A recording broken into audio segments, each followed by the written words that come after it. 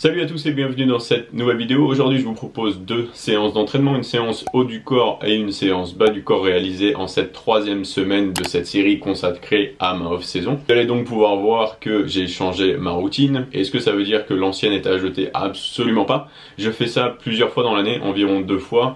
Principalement pour me divertir. Ce qui se passe, c'est que le volume reste le même, mais il est réparti différemment sur la semaine.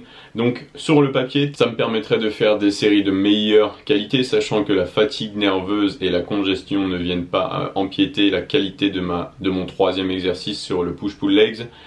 En pratique, ça ne change pas grand chose, sachant que le troisième exercice, généralement, c'est de l'isolation sur un câble. C'est là surtout pour du stress métabolique, du pump, du drop set. Fameuse fatigue nerveuse ne va pas être un facteur limitant sur celui-ci.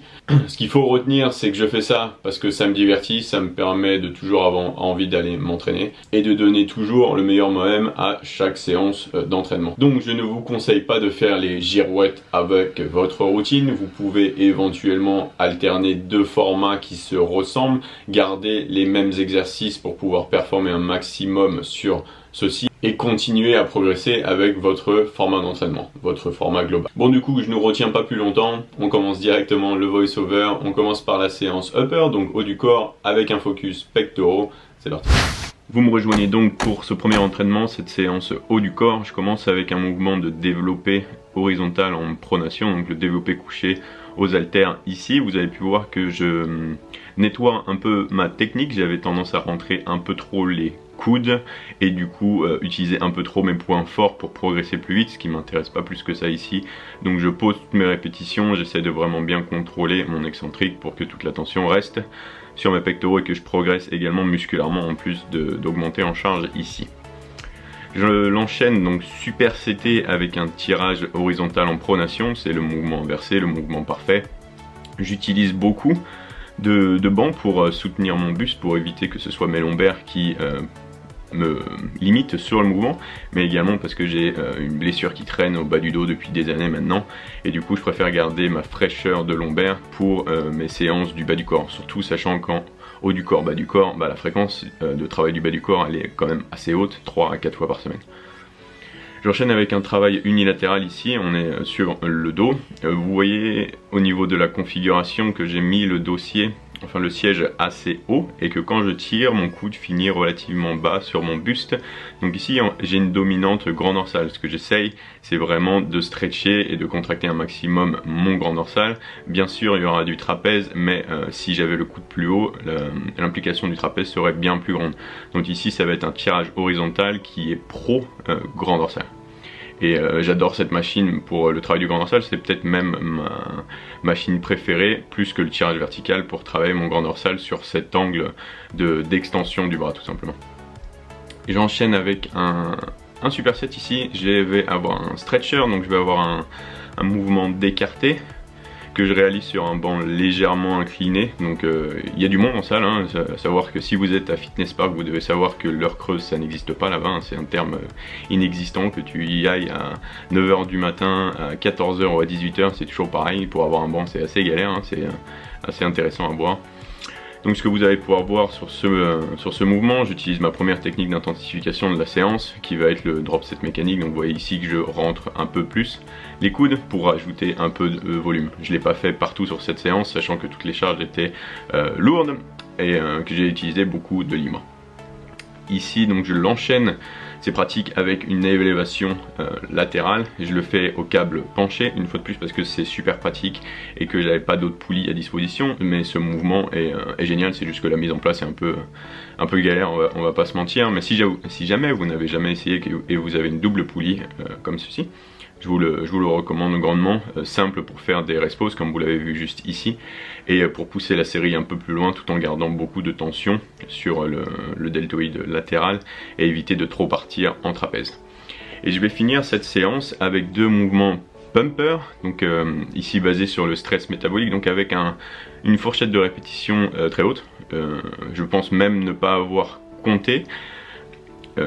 J'ai fait 2 resposes plus un drop set mécanique si je dis pas de bêtises, donc la charge est assez basse. Ici ce qui m'intéresse c'est de ramener effectivement le plus de sang possible. De toute façon je suis grillé sur tout ce qui est intensité haute. Et donc du coup je finis ce mouvement avec les pumpers. L'avantage des pumpers c'est que vous progressez, mais niveau récupération c'est pas très demandant, donc vous pouvez les faire souvent et mettre une bonne intensité dedans. Et on finit avec un pullover à la poulie classique pour les grands dorsaux. Ici j'utilise également une technique d'intensification, le drop set mécanique pour ajouter toujours un peu de sang.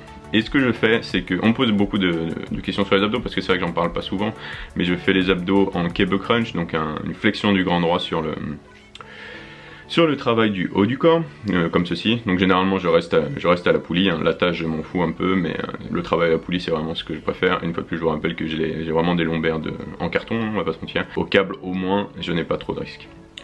On enchaîne maintenant avec la deuxième session qui a été réalisée avant-hier, celle-là, si je dis pas de bêtises.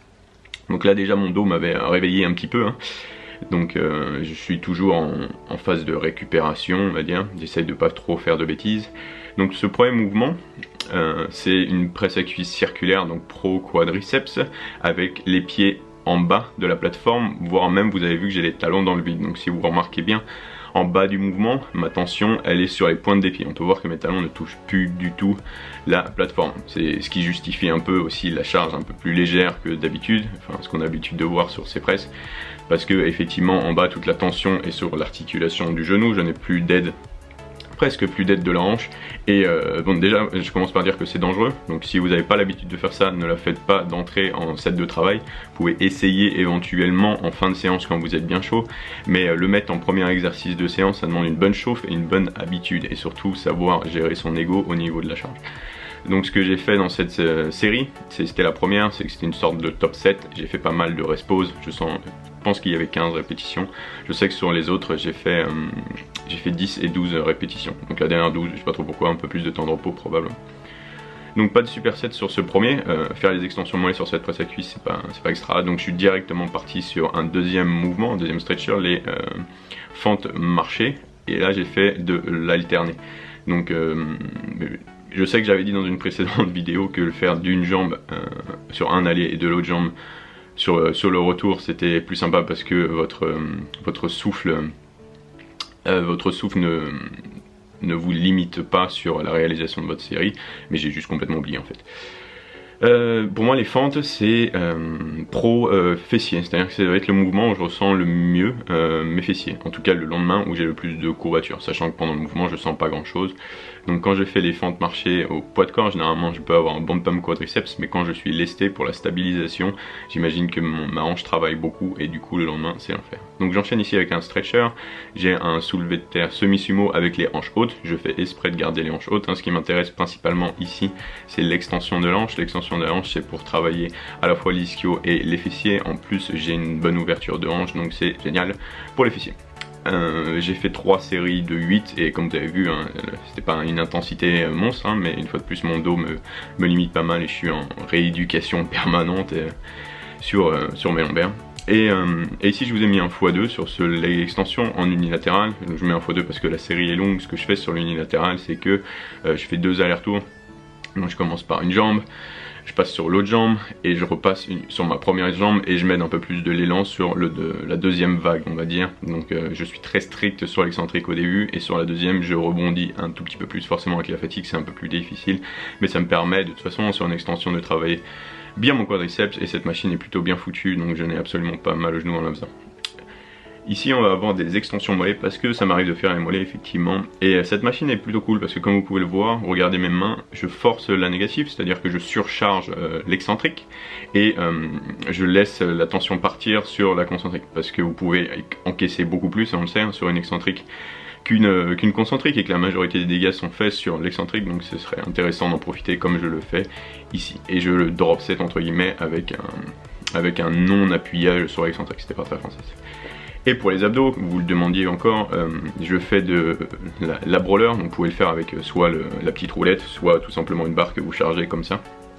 Donc un bon stretch sur le grand droit. L'action est pas énorme sur la contraction, mais l'extension, l'excentrique est très forte, c'est-à-dire que vous allez avoir un sacré stretch.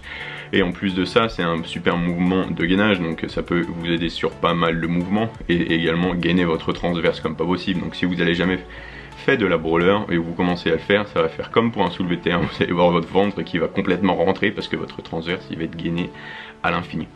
Et je sais que je termine cette séance avec celui-ci qui est un leg curl debout unilatéral qui va ressembler au leg curl allongé et pas au leg curl assis. J'essaye d'être le plus strict possible sur le début de la série, comme vous pouvez le voir ici, même si mes fesses se lèvent encore un petit peu, c'est juste que je suis assez faible sur ce mouvement. Et après, là vous avez vu, j'ai bu ou pas, mais j'ai pointé ma pointe de pied vers le haut et je m'aide un petit peu d'autres muscles pour compenser le mouvement et pour continuer la série. J'ai l'avantage d'avoir les ischios en point fort, même si je suis pas très fort sur ce mouvement, mais je pense que c'est surtout technique. Et donc du coup, peu importe ce que je fais, je prendrai des ischios. Mais bon, quand même, je m'applique. Voilà, j'espère que vous avez pu choper 2-3 petites infos sympas dans ce voice-over et que ça va pouvoir bénéficier votre entraînement. N'hésitez pas, si vous avez des questions, posez-les en commentaire, je serai là pour y répondre comme d'habitude. Également pour ceux qui se demandent, ma ligne de vêtements devrait plus tarder. Les t-shirts tout du moins seront disponibles dès la fin du mois sur mon site, voire le début du mois de mars. Ce sera bien sûr dans la description de mes vidéos. Et également vous aurez un lien direct sur ma page Instagram. Je sors 3 couleurs pour ce premier lancement. J'ai d'autres choses qui arrivent par la suite pour le printemps. Vous avez été nombreux à monter votre enthousiasme autour de ce projet et j'en suis super ravi. C'est vraiment des t-shirts que j'adore, c'est devenu officiellement mes t-shirts préférés. Donc je reviendrai vers vous dès que j'aurai un peu plus avancé sur le projet et que je mettrai le site en ligne et je vous communiquerai du coup toutes les informations sur ces t-shirts. Merci à tous d'avoir visionné la vidéo, j'espère qu'elle vous a plu. N'hésitez pas à mettre un like à la vidéo si c'est le cas et à la partager si vous pensez qu'elle peut bénéficier à quelqu'un d'autre. N'oubliez pas également, apparemment YouTube fait encore des siennes, si vous n'avez pas la notification, vous n'allez pas voir les vidéos, vous allez seulement voir une partie de vos abonnements. Donc je vous invite à activer la petite cloche là et à vous abonner à la chaîne bien sûr si ce n'est pas encore le cas. Voilà, merci, peace out.